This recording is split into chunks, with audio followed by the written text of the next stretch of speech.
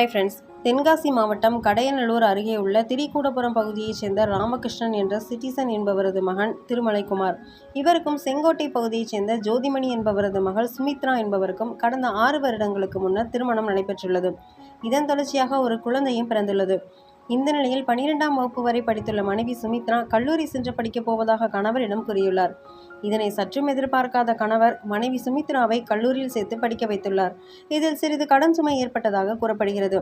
இந்த கடனை அடைப்பதற்காக கணவர் கடந்த 2 வருடங்களுக்கு முன்னர் வெளிநாட்டிற்கு வேலைக்கு சென்றுள்ளார். அதன் பின்னர் மனைவி சுமித்ரா குழந்தை மற்றும் மாமியாருடன் வசித்து வந்துள்ளார். அப்போது வீட்டில் மாமியாருடன் வசித்து வந்த சுமித்ரா எப்போதும் இன்ஸ்டாகிராம் உள்ளிட்ட சமூக வலைதள செயலிகளில் மூழ்கி கிடந்துள்ளார். இந்த நிலையில்தான் மதுரையைச் சேர்ந்த 28 வயது வாலிபர் ஒருவருடன் இன்ஸ்டாகிராம் மூலம் பழக்கம் ஏற்பட்டதாக கூறப்படுகிறது. இதனைத் தொடர்ந்து கணவர் வெளிநாடு சென்ற நிலையில் இதனை தனக்கு சாதகமாக பயன்படுத்தி கொண்டு அந்த வாலிபருடன் இன்ஸ்டாகிராம் மூலம் மிக நெருக்கமாக பழகி வந்ததாக கூறப்படுகிறது. இந்த நிலையில் கடந்த 2 தினங்களுக்கு முன்னர் செங்கோட்டையில் உள்ள தனது பெற்றோர் வீட்டிற்கு செல்வதாக மாமியாரிடம் கூறிவிட்டு சென்ற சுமித்ரா 2 நாட்கள் ஆகியும் திரும்பி வரவில்லை. இதனை மாமியார் வெளிநாட்டில் இருக்கும் தனது மகளிடம் செல்போன் மூலம் தகவல் தெரிவித்துள்ளார். அப்போது வெளிநாட்டில் இருந்த கணவர் தனது மனைவியின் செல்போன் எண்ணிற்கு அழைத்த போது போன் சுவிட்ச் ஆஃப் செய்யப்பட்டிருந்தது. இதனைத் தொடர்ந்து கணவரின் வாட்ஸ்அப் எண்ணிற்கு மனைவி சுமித்ரா குறுஞ்செய்தி ஒன்றை அனுப்பியுள்ளார். இதனை பார்த்த கணவருக்கு அதிர்ச்சி காத்திருந்தது. அதில் மனைவி சுமித்ரா வேறொரு வாலிபரை திருமணம் செய்து கொள்ளும் காட்சிகள் இருந்துள்ளது. இதனை பார்த்த கணவர் மனைவியின் செல்போன் எண்ணிற்கு தொடர்பு கொண்ட போது செல்போன் எண் சுவிட்ச் ஆஃப் செய்யப்பட்டிருந்தது. அதன் பின்னர் சிறிது நேரம் கழித்து மாமியாரின் செல்போன் எண்ணில் இருந்து போன் வந்துள்ளது.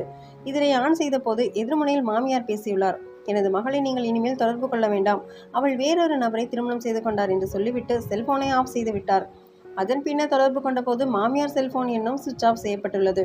இதனைத் தொடர்ந்து வெளிநாட்டில் இருக்கும் கணவர் திருமலைக்குமார் என்ன செய்வது என்று தெரியாமல் தனது தாயாரின் செல்போன் எண்ணிற்கு அழைத்து காவல் நிலையத்தில் புகார் அளிக்குமாறு கூறியுள்ளார்.